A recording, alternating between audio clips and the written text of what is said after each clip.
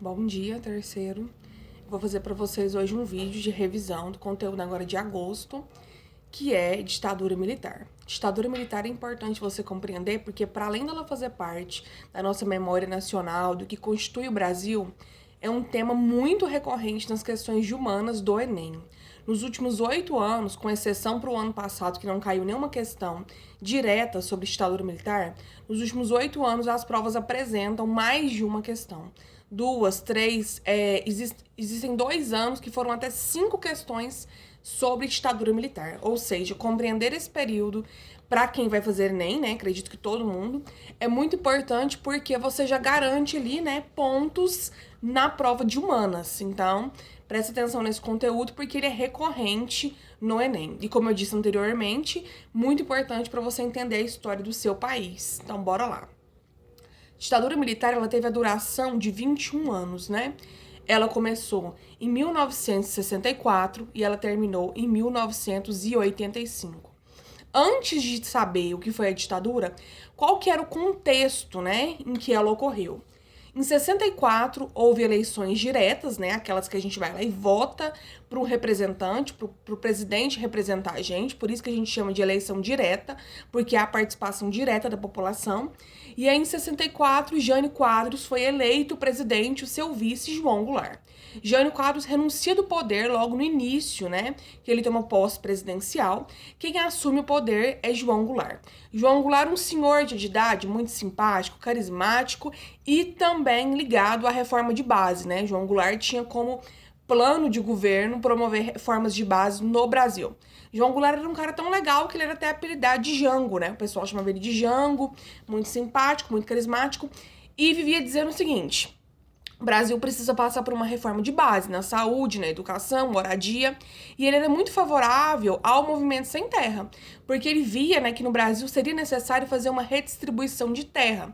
Ele dizia assim, os latifundiários concentram muita terra improdutiva, enquanto tem pessoal que não tem onde morar, então é necessário fazer essa reforma de base para que o Brasil tenha o mínimo de igualdade social para a gente prosseguir. Então esses eram os planos de João Goulart.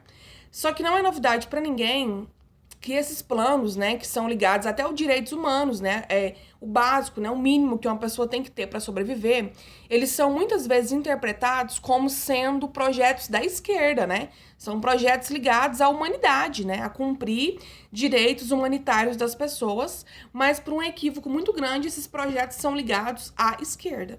E por serem ligados à esquerda, começou a haver um problema aí.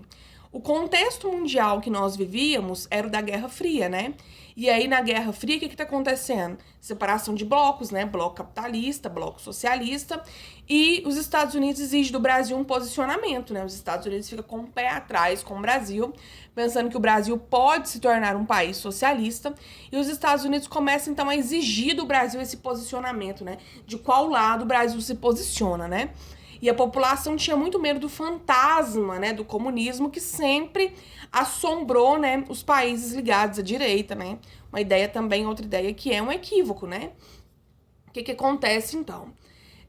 Aqui no Brasil também, outro problema que houve foi que os militares, né, eles já rodeavam, né, o João Goulart, preocupado com essa governabilidade dele, um tanto ligada à esquerda nessa interpretação. Os grupos conservadores do Brasil, sobretudo a elite, não queria aceitar o governo de João Goulart.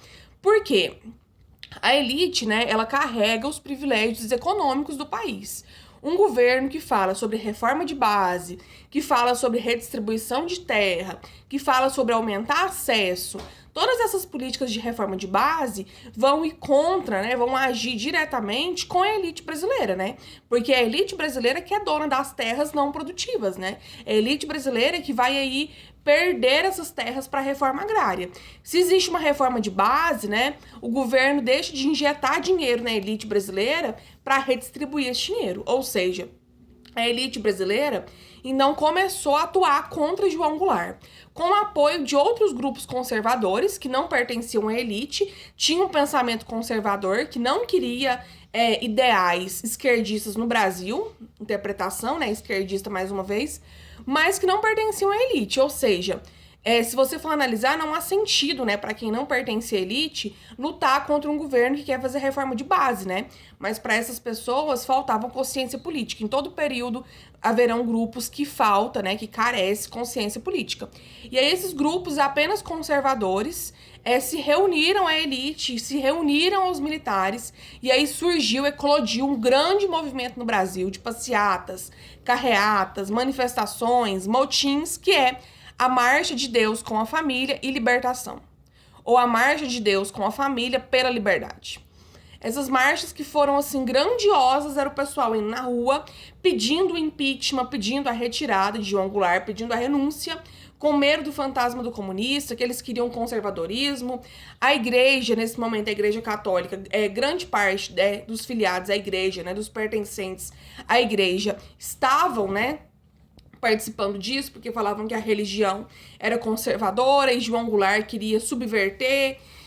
Enfim, esses movimentos, então, eles deram abertura para o golpe militar sem muito esforço, né? Porque se a população pedia para que não houvesse ameaça do comunismo, a renúncia, o impeachment de João Goulart, que eles queriam um governo de direita, que eles não queriam estar ligados ao comunismo, os militares então viram um caminho muito fértil e sem nenhuma dificuldade, porque eles tinham um apoio ali populacional, né, bem denso. E aí os militares então assumiram o poder. O primeiro presidente que estreia, né, na ditadura militar é o Castelo Branco. O que acontece então?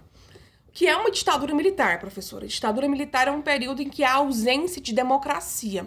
Democracia é a participação popular, né? Você vai lá, participa, você vai lá, opina, você vai lá, você vota, você questiona, né, de diversas formas, você faz passeata, você faz greve. O nome disso é democracia. Numa ditadura militar, nada disso é possível. Para vocês terem uma dimensão, se houvesse uma ditadura militar hoje, você não poderia ficar no seu Facebook fazendo críticas ao governo, né? Porque uma ditadura militar, o governo é a palavra única, né? E os demais obedecem. Você perde o seu direito ali, democrático, o seu direito de voz.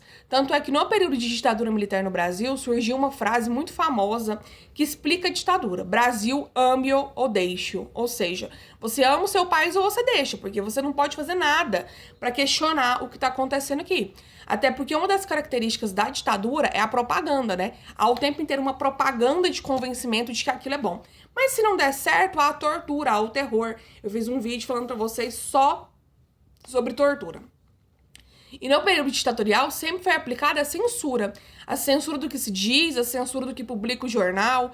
Tanto é que era muito comum, né, você tá lendo o jornal e pá, uma receita de bolo. Por quê? Na revisão de censura que passava o jornal, tal notícia não era bem-vinda ali, né? Aquele governo não iria aceitar. Então, como os jornais são periódicos, né, geralmente feitos na madrugada, não dava tempo de colocar outra notícia, retira, né? E receitas de bolo atrás de receitas de bolo foram a alternativa que eles encontraram para censurar os jornais. Os piores anos da ditadura militar, também fiz um vídeo sobre isso, são os anos de chumbo no governo Costa e Silva, porque ele instituiu o AI-5. Durante a ditadura militar, né, os 5 mandatos, houveram 5 presidentes na ditadura militar, e eu não vou falar aqui, que senão o vídeo fica enorme, já tem um vídeo sobre isso, o primeiro vídeo. Durante a ditadura militar, então, houveram 16 atos institucionais. São atos criados para dar uma abertura dentro da Constituição, né? Um ponto fora da Constituição para poder haver a aplicabilidade do governo militar da forma que ele quiser. O AI-5 é o mais considerável, né? O mais significativo. O AI-5 fecha o Congresso Nacional. O Congresso Nacional é um mediador de poder entre o presidente e a população, né? O Congresso Nacional, ele tá ali mediando esse poder. Ele pode vetar, ele pode barrar, ele pode votar sobre esse poder. E aí, o Congresso Nacional foi fechado com o AI-5, não há mais Congresso Nacional, não há mais defesa de cidadão. A partir disso, o presidente manda e desmanda, né? Um verdadeiro manda e desmande à la vontade. Com isso também, eles passaram a trocar governadores e prefeitos de acordo com a vontade deles. Então, o que acontecia? O presidente ali, ele escolhia, né? Ele indicava quem que ele queria para presidente, para prefeito. E se não tivesse do agrado dele, né? Se não colaborasse para a ditadura no Brasil, ele poderia trocar a qualquer momento, né? Ou seja, Com o AI-5, aumenta a censura, diminui o direito cidadão, aumenta as possibilidades, né, de tortura, morte, exílio e por aí vai, porque o Congresso Nacional está fechado, que seria, assim, o mínimo de resguardo que um cidadão numa ditadura teria seria a base do Congresso, né, para mediar esse poder. Embora numa ditadura, essa intervenção do Congresso seja bem menor, mas no AI-5, essa intervenção deixa de existir. Esses abusos da ditadura, a falta de eleição, né? Até porque quando se inicia uma ditadura, a população não pensa que vão durar 21 anos, né? A população aclamava, né, para no Brasil não houver comunismo e pensava que se os militares assumissem o poder, seriam alguns meses para organizar a casa, depois teria eleições diretas, né, para vocês verem.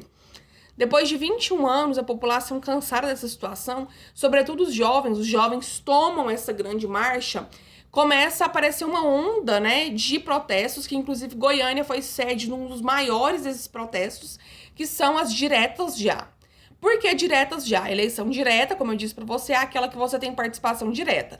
Você vai lá e vota. Eleição indireta é aquela que faz uma assembleia constituinte e indica quem é o presidente, como aconteceu nos 21 anos de ditadura. Então, eclodiu as diretas já. Eram milhões e milhões de pessoas na rua, né? Essas pessoas ocupavam a rua, pediam voto. E acabou que surtiu um grande efeito, né? Que foi o fim da ditadura militar, com o grande slogan, né? Abertura lenta, gradual e segura. Então, em 85 é o último ano de ditadura militar no Brasil com o governo do Figueiredo, né? E é isso, meninos. Espero que vocês tenham entendido a revisão. Qualquer dúvida, basta entrar no EO.